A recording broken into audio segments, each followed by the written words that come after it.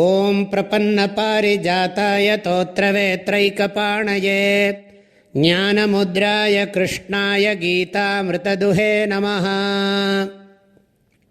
அன்னாத் பவந்தி பூதானி பர்ஜன்யாதன்ன சம்பவः யஜ்ஞாத் பவதி பர்ஜன்யः யஜ்ஞः கர்ம சமுத்பவः கர்ம பிரம்மோத்பவம் வித்தி பிரம்மாக்ஷரசமுத்பவம் தஸ்மாத் சர்வகதம் பிரம்ம நித்யம் யஜ்ஞே பிரதிஷ்டிதம்.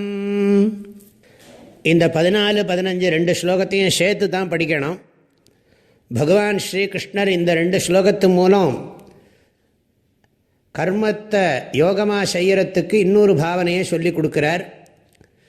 முதல்ல நியத பாவனைன்னு பார்த்தோம், 2வது யஜ்ஞ பாவனை, 3வது யோக பாவனை. கடவுளுடைய கட்டளைன்னு நினச்சி கர்மத்தை பண்ணுறது, கடவுளுக்கு பண்ணுற பூஜைன்னு நினச்சி நம்முடைய செயலை புரிவது, மனசை சுத்தம் பண்ணிக்கணுங்கிறதுக்காக வேண்டி கர்மத்தை பண்ணுறது. இப்போ சொல்லக்கூடிய பாவனை தர்மங்கிற பாவனை. அதாவது சமூகத்தில் தர்ம சக்கரம் அப்படிங்கிறது ஒன்று சுழன்று கொண்டே இருக்கிறது. இந்த ஸ்லோகத்தினுடைய பொருள் என்னன்னு கேட்டால், எல்லா உடம்புகளும் உணவுப் பொருளிலிருந்து உண்டாகிறது. அன்னாத் பவந்தி பூதானி, பூதானின்னா ஷரீராணி.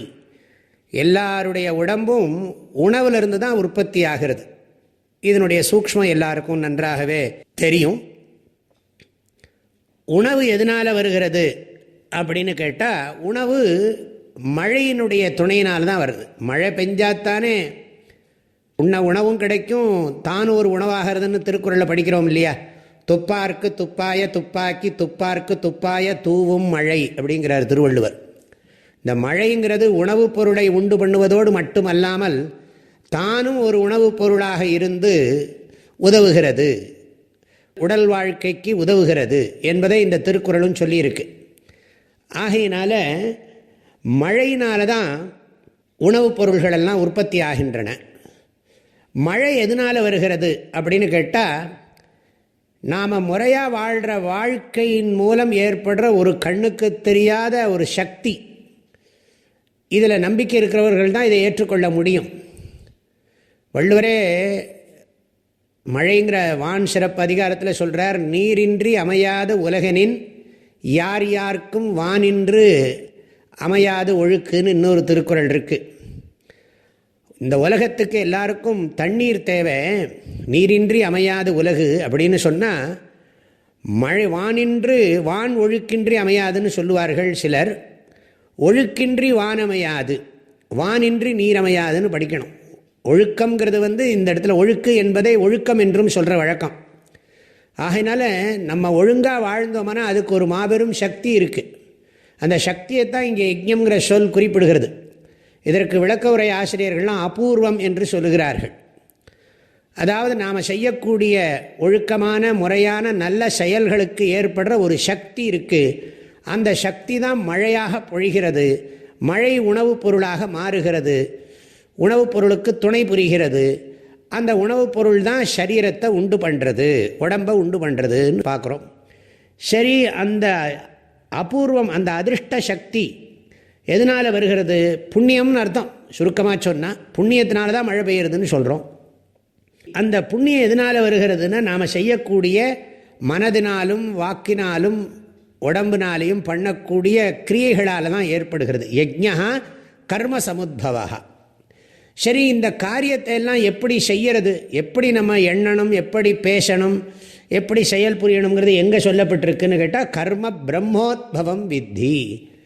பிரம்ம என்றால் வேதங்கள், சாஸ்திரங்கள், புராணங்கள், இதிகாசங்கள், தமிழில் இருக்கக்கூடிய திருக்குறள் போன்ற நூல்கள் எல்லாமே எவ்வாறு நாம் செயல் புரிய வேண்டும், எவ்வாறு வினையாற்ற வேண்டும் அப்படிங்கிறதெல்லாம் அழகாக நமக்கு சொல்லிக் கொடுக்கின்றன. அந்த சாஸ்திரங்கள்லேருந்து தான் செயல்கள் உபதேசிக்கப்பட்டிருக்கின்றன. சாஸ்திரங்கள் எவ்வாறு நாம் செயல் புரிய வேண்டும் என்பதை உபதேசம் செய்திருக்கிறது. கர்ம பிரம்மோத்பவம் வித்தி. இந்த வேத புராண இதிகாசங்கள் இதெல்லாம் யார்கிட்டேருந்து வந்திருக்குன்னா, காலங்காலமாக நம்ம மனிதர்கள்ட்டிருந்து வந்ததுன்னு சொன்னாலும் ரிஷிகளுக்கு கடவுள் மூலமாக வரப்பட்டதுன்னு சொல்லி பிரம்ம அக்ஷர சமுத்பவம், அழியாத ஆண்டவனிடமிருந்து, இந்த படைப்பு கடவுளிடமிருந்து வேதங்கள் தோன்றின. ஆகையினால தஸ்மாத், எனவே சர்வகதம் பிரம்ம நித்தியம் யஜ்ஞே பிரதிஷ்டிதம், எல்லா சாஸ்திரங்களுடைய நோக்கமும் புண்ணியத்தை உண்டு பண்ணுவதில் அமைந்திருக்கின்றன, நற்செயல்களின் விளைவுகளை உண்டு பண்ணுவதில் அமைந்திருக்கின்றன. ஆக இந்த நல்வினை தீவினை அறம் பழி இந்த மாதிரி சொற்களெல்லாம் திருக்குறள்லேயும் நிறைய கேள்விப்படுறோம். ஆக இந்த தஸ்மாத் சர்வகதம் பிரம்ம நித்தியம் யஜ்ஞே பிரதிஷ்டிதம், சாஸ்திரங்களில் சொல்லப்பட்டிருக்கிற உபதேசங்கள் எல்லாம் நல்ல செயல்களை செய்து அதன் மூலம் புண்ணியத்தை உண்டு பண்ணி அதில் தான் நிலை பெற்றிருக்கிறது. யஜ்ஞே பிரதிஷ்டிதம்ங்கிறத இங்கே முறையான வாழ்க்கைன்னு இந்த எடுத்துக்கலாம். எப்பொழுதுமே சாஸ்திரங்கள் சமூகம் ஒழுங்காக முறையாக வாழ வேண்டும் என்பதைத்தான் குறிக்கோளாக கொண்டிருக்கிறது. ஆகவே எல்லோருக்கும் நன்மையை செய்யக்கூடிய சாஸ்திரங்களானது முறையான வாழ்க்கையை உபதேசிப்பதில் தான் நிலை பெற்றிருக்கிறது. எனவே யஜ்ஞத்தின் பெருமையை புரிந்து கொள்ளுங்கள் என்று படைப்பு கடவுளான பிரஜாபதி தேவர் மக்களுக்கு உபதேசம் செய்தார்னு முதல்ல கிருஷ்ணர் சொன்னார் இல்லையா, 10வது ஸ்லோகத்தில் சஹ யஜ்ஞா பிரஜா சிருஷ்டுவான்னு. அதிலிருந்து இதை கனெக்ட் பண்ணி புரிஞ்சுக்கணும். ஆகவே இது முறையான ஒரு செயலில் இருக்குது. முறையான செயலை சார்ந்து இது எல்லோரும் பொறுப்போட கடமைப்பட்டிருக்கு. இந்த நம்ம உடம்பில் ஒரு உறுப்பும் சரியாக செயல்பட்டால் தான் உடல் வாழ்க்கை சீராக நடக்கும். அது மாதிரி இந்த உலகமே காஸ்மிக் பாடிங்கிறோம். எப்படி நம்ம உடம்புக்குள்ளே இருக்கிற ஒரு செல்லும் இந்த உடம்பினுடைய சீரான வாழ்க்கைக்கு உதவி செய்யணுமோ, அப்படி இந்த சமூகத்தில் இருக்கக்கூடிய எல்லா மக்களும் அவரவர்கள் பொறுப்பை உணர்ந்து செயல்படணும். எனவே நானும் இந்த சமூகத்தில் பொறுப்பாளிங்கிற உணர்ச்சியோடு செயல்படுறதுக்கு பேர் தான் தர்ம பாவனைன்னு பேர். அதைத்தான் இந்த 2 ஸ்லோகங்களும் உபதேசிக்கின்றன. இதனுடைய தொடர்ச்சியை அடுத்த ஸ்லோகம் சொல்லப் போகிறது. அதை நாளை பார்ப்போம்.